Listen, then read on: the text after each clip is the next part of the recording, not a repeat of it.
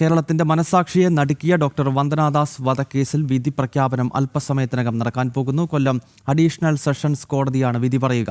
പ്രതിയെ കോടതിയിലെത്തിച്ച വന്ദനയുടെ അച്ഛൻ മോഹൻദാസ് വിതിമ്പിക്കൊണ്ടാണ് പ്രതികരിച്ചത്. അപൂർവങ്ങളിൽ അപൂർവമായ കേസാണ് ഇന്നിപ്പോൾ കോടതി പരിഗണിക്കാൻ പോകുന്നത്. മനോജ് വിവരങ്ങളുമായി ചേരുന്നു. മനോജ്, എപ്പോഴാണ് ഈ കോടതി ഈ കേസ് പരിഗണിക്കുന്നത്? വിധിപ്രസ്താവം ഉടൻ തന്നെ ഉണ്ടാകും.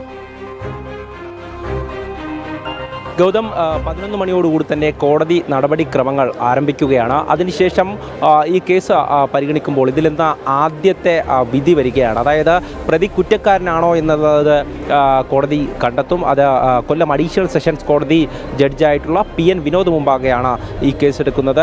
ഡോക്ടർ വന്ദനാദാസ് കൊലപാതകം എന്ന് പറയുമ്പോൾ സ്വാഭാവികമായും കേരളത്തെ ഒന്നാകെ ഞെട്ടിപ്പിച്ച ഒരു സംഭവമാണ്. 2023 മെയ് 10-ാം തീയതിയാണ് ഈ ഒരു സംഭവം ഉണ്ടാകുന്നത്. പ്രതിയായിട്ടുള്ള കുടുവട്ടൂർ സ്വദേശി സന്ദീപിനെ കോടതിയിലേക്ക് എത്തിച്ചിട്ടുണ്ട്. ഒരു അധ്യാപകനാണ്. ഈ ഒരു ക്രൂരകൃത്യം ചെയ്ത സന്ദീപിനെ അല്പസമയം മുമ്പാണ് കോടതിയിലേക്ക് എത്തിച്ചത്. ഇപ്പോൾ പ്രതിയും അതോടൊപ്പം തന്നെ വന്ദനയുടെ കുടുംബാംഗങ്ങളും അതോടൊപ്പം പബ്ലിക് പ്രോസിക്യൂട്ടർ അടക്കം ഈ കോടതി മുറിക്കുള്ളിലുണ്ട്. അല്പസമയത്തിനകം തന്നെ ഈ കേസുമായി ബന്ധപ്പെട്ട വിധി പ്രസ്താവന എന്താണെന്ന് അറിയാൻ സാധിക്കും. ആദ്യം ഈ പ്രതി കുറ്റക്കാരനാണെന്ന് കോടതി കണ്ടെത്തും. അങ്ങനെ കണ്ടെത്തിക്കഴിഞ്ഞാൽ സ്വാഭാവികമായും അടുത്ത ശിക്ഷയിന്മേലുള്ള വാദമാണ്. ഏത് തരത്തിലുള്ള ശിക്ഷയാണ് ഈ പ്രതിക്ക് നൽകേണ്ടതെന്ന് സ്പെഷ്യൽ പ്രോസിക്യൂട്ടർ അങ്ങനെ ഒരു ആവശ്യം കൂടെ മുന്നോട്ട് വെക്കും. കാരണം അപൂർവങ്ങളിൽ അപൂർവമായിട്ടുള്ള ഒരു കേസാണ്. ഡോക്ടർ വന്ദനാദാസിനെ കൊലപ്പെടുത്തിയത് വളരെ ക്രൂരമായാണ്.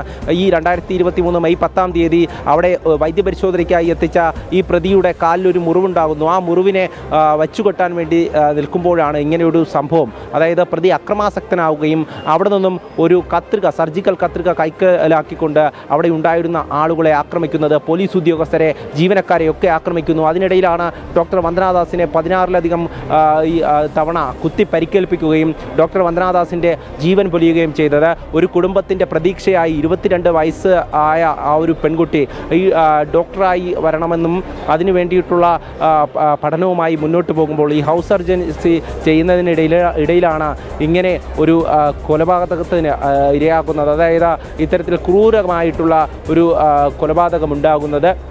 എന്തായാലും ഡോക്ടർ വന്ദനാദാസിൻ്റെ കൊലപാതകവുമായി ബന്ധപ്പെട്ട കേസിൽ വിചാരണ നടപടികൾ തുടർന്നു വന്നു. എല്ലാ ഘട്ടത്തിലും പ്രോസിക്യൂഷൻ മുന്നോട്ട് കൃത്യമായിട്ടുള്ള കാര്യങ്ങൾ വച്ചു. പ്രതിക്ക് മാനസിക രോഗമുണ്ടെന്ന് വരുത്തി തീർക്കാൻ പ്രതിഭാഗം ശ്രമിക്കുമ്പോഴൊക്കെ അതിൽ കൃത്യമായിട്ടുള്ള തെളിവുകൾ അത് സ്പെഷ്യൽ പ്രോസിക്യൂട്ടർ അടക്കം മുന്നോട്ട് വച്ചു എന്നുള്ളതാണ്. ഞാനിപ്പോൾ നിൽക്കുന്നത് കൊല്ലം അഡീഷണൽ സെഷൻസ് കോടതി മുൻപാകെയാണ്. ഈ കോടതിക്കുള്ളിലാണ് ഈ കേസുമായി ബന്ധപ്പെട്ട നടപടിക്രമങ്ങൾ തുടർന്നു വരുന്നത്. അല്പസമയത്തിനകം തന്നെ നമുക്ക് അറിയാൻ സാധിക്കും എന്താണ് ഈ പ്രതി കുറ്റക്കാരനാണെന്ന് കോടതി കണ്ടെത്തുമോ എന്നുള്ളത്. സ്വാഭാവികമായും ദൃശ്യസഹിതമാണ് പ്രോസിക്യൂഷൻ ഈ തെളിവുകൾ മുന്നോട്ട് വച്ചിട്ടുള്ളത്. പ്രതി മറ്റ് ജീവനക്കാരെയും പോലീസുകാരെയും അടക്കം ആക്രമിക്കുന്ന ദൃശ്യങ്ങൾ സഹിതം കോടതി മുൻപാകെയുണ്ട്. അതുകൊണ്ട് തന്നെ ഇന്ന് ഈ കുറ്റക്കാരനാണെന്ന് കണ്ടെത്തുമെന്നുള്ളത് തന്നെയാണ് പ്രതീക്ഷ. പരമാവധി ശിക്ഷ പ്രതിക്ക് ലഭിക്കണമെന്നുള്ളതാണ് കുടുംബത്തിൻ്റെ ആവശ്യം. ആ ആവശ്യം തന്നെയാണ് പ്രോസിക്യൂഷനും സ്പെഷ്യൽ പബ്ലിക് പ്രോസിക്യൂട്ടറും മുന്നോട്ട് വച്ചിട്ടുള്ളത്. കാരണം പബ്ലിക് പ്രോസിക്യൂട്ടർ പ്രതാപ് ജി പടിക്കൽ അദ്ദേഹമാണല്ലോ ഈ കേസിൽ പ്രോസിക്യൂഷന്റെ ഭാഗമായി കോടതിയിൽ ഉണ്ടായിരുന്നത്. അദ്ദേഹത്തിന്റെ പ്രതികരണത്തിലേക്കൊന്നും അപൂർവങ്ങളിൽ അപൂർവമായ കേസാണെന്ന് കോടതിയാണ് തീരുമാനിക്കേണ്ടത്. തീർച്ചയായും അങ്ങനത്തെ ഒരു പ്രതീക്ഷയാണ് പ്രോസിക്യൂഷനുള്ളത്.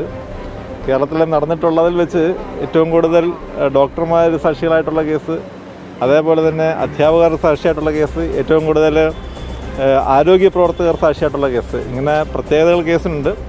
കേസിൽ പ്രോസിക്യൂഷന് ശുഭാപ്തി വിശ്വാസമാണ്. കേസിൽ കുറ്റപത്രത്തിൽ ആരോപിച്ചിട്ടുള്ള കുറ്റങ്ങളെല്ലാം തന്നെ സംശയത്തിന് അതീതമായി തെളിയിക്കാൻ പ്രോസിക്യൂഷൻ സാധിച്ചിട്ടുണ്ട് എന്നുള്ള വിശ്വാസമാണ് ഞങ്ങൾക്കുള്ളത്. ഇത് എന്തായാലും കൂടി വന്നു കഴിഞ്ഞാൽ അരമണിക്കൂറിനുള്ളിൽ കോടതി ഈ കാര്യത്തിൽ ഒരു അന്തിമമായ തീരുമാനമെടുക്കും എന്ന് ഉറപ്പുണ്ട്. ആ തീരുമാനം തീർച്ചയായും ഡോക്ടർ വന്ദനാദാസ് എന്ന ആ നിർഭാഗ്യവതിയായ പെൺകുട്ടിക്ക് നീതി ലഭിക്കും എന്ന് തന്നെയാണ് ഞാൻ വിശ്വസിക്കുന്നത്. ഓക്കെ, മനോജിലേക്ക് ഒരിക്കൽ കൂടി പോവുകയാണ്. മനോജ്, ഏറ്റവും കടുത്ത ശിക്ഷ ഈ പ്രതിക്ക് നൽകണം എന്ന രീതിയിലുള്ള വാദമുഖങ്ങൾ കോടതിയിൽ അവതരിപ്പിച്ചു എന്ന് സ്പെഷ്യൽ പബ്ലിക് പ്രോസിക്യൂട്ടറുടെ പ്രതികരണം വന്നിരിക്കുന്നു. ഈ കേസിൽ വിധി അല്പസമയത്തിനകം വരാനിരിക്കെ എന്തൊക്കെ കാര്യങ്ങളാണ് മാധ്യമങ്ങളെ കാണുമ്പോൾ കോടതി വളപ്പിൽ വെച്ച് പ്രതാപ് ജി പടിക്കൽ ചൂണ്ടിക്കാട്ടിയത്? തീർച്ചയായും അദ്ദേഹം ചൂണ്ടിക്കാണിച്ചത് കൃത്യമായും ഈ അപൂർവങ്ങളിൽ അപൂർവമാണോ എന്നുള്ളത് കോടതി കൃത്യമായും അത് വിലയിരുത്തണം. അതോടൊപ്പം തന്നെ ഈ കേസുമായി ബന്ധപ്പെട്ട ഏറ്റവും കൂടുതൽ ആശുപത്രി ജീവനക്കാരും ആരോഗ്യ വിഭാഗത്തിലുള്ള ജീവനക്കാരുമൊക്കെ സാക്ഷികളായിരുന്നു. 70ഓളം സാക്ഷികളാണ് ഈ കേസിൽ വിസ്തരിച്ചത്. 207ഓളം രേഖകൾ ഹാജരാക്കി, 22ഓളം തൊണ്ടിമുതലുകൾ, അതായത് ഈ സംഭവവുമായി ബന്ധപ്പെട്ട ഈ ആയുധം ഉൾപ്പെടെ ഹാജരാക്കിയിരുന്നു എന്നുള്ളതാണ്. ആയുധമായി ഉപയോഗിച്ചത് ഈ താലൂക്ക് ആശുപത്രിയിലെ തന്നെ ഈ സർജിക്കൽ കത്രികയായിരുന്നു. ഈ കത്രിക കൊണ്ടാണ് ഈ പ്രതി ഈ ആക്രമണം നടത്തിയിട്ടുള്ളത്. പ്രതിക്ക് അതോടൊപ്പം തന്നെ മാനസിക രോഗമുണ്ടെന്ന് വരുത്തി തീർക്കാനുള്ള ഒരു ശ്രമം ഉണ്ടായിരുന്നു എന്നുള്ളത് ഞാൻ നേരത്തെ സൂചിപ്പിച്ചിരുന്നു. പ്രതിഭാഗം അത്തരത്തിലുള്ള ഒരു ആരോപണമാണ് മുന്നോട്ട് വെച്ചത്. അതിനുവേണ്ടി മനോരോഗ വിദഗ്ധരെ ഉൾപ്പെടെ വിസ്തരിച്ചു എന്നുള്ളതാണ്. കോടതിയിൽ അതിൻ്റെ എല്ലാം നടപടിക്രമങ്ങൾ പൂർത്തിയാക്കി. ഈ 70ഓളം സാക്ഷികളിൽ അത്തരത്തിലുള്ള ഡോക്ടേഴ്സ് വരെ ഉൾപ്പെടുന്നു എന്നുള്ളതാണ്. എല്ലാവരെയും വിസ്തരിച്ച് കൃത്യമായും ആ രേഖകളൊക്കെ പരിശോധിച്ചാണ് കോടതി ഇന്ന് ഈ വിധി പറയുന്നത്. കേസിൽ ആദ്യത്തെ വിധി എന്ന് പറയുന്നത് സ്വാഭാവികമായും പ്രതി സന്ദീപ് കുറ്റക്കാരനാണോ എന്നുള്ളതിനെ പറ്റി കോടതി കൃത്യമായും അതെന്ന് പ്രസ്താവിക്കും. അതിനുശേഷമായിരിക്കും ഈ ശിക്ഷാ നടപടികളിലേക്ക് കടക്കുക. എന്തായാലും കുറ്റക്കാരനാണെന്ന് കണ്ടെത്തിക്കഴിഞ്ഞാൽ ശിക്ഷയുമായി ബന്ധപ്പെട്ട വാദമായിരിക്കും നടക്കുക. അതിൽ സ്പെഷ്യൽ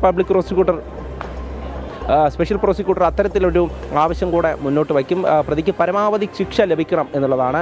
അതിപ്പോൾ ഏത് തരത്തിലാണ് എന്നതിനെ പറ്റിയാണ് ഒരു വാദം ഉണ്ടാവുക. അതിനുശേഷമാകും ഈ ശിക്ഷാവിധി പ്രസ്താവം ഉണ്ടാവുക. അതായത് ചിലപ്പോൾ സ്വാഭാവികമായും അടുത്ത ദിവസത്തേക്ക് ഈ ശിക്ഷ വിധിക്കുന്നത് മാറ്റിവെക്കാനാണ് സാധ്യത. എന്തായാലും ഡോക്ടർ വന്ദനാദാസ് കൊലപാതക കേസിൽ കേരളം കാത്തിരുന്ന ദിവസമെന്ന് പറയുന്നത് വന്ദനയ്ക്ക് നീതി ലഭിക്കണം എന്നുള്ള ഒരു ആവശ്യവുമായി ആ കുടുംബവും അതോടൊപ്പം തന്നെ സഹപ്രവർത്തകരും ഈ നാടൊന്നാകെ കാത്തിരുന്ന ദിവസമാണ്. ഇന്ന് ഈ കേസിൽ ആദ്യത്തെ വിധി വരികയാണ്.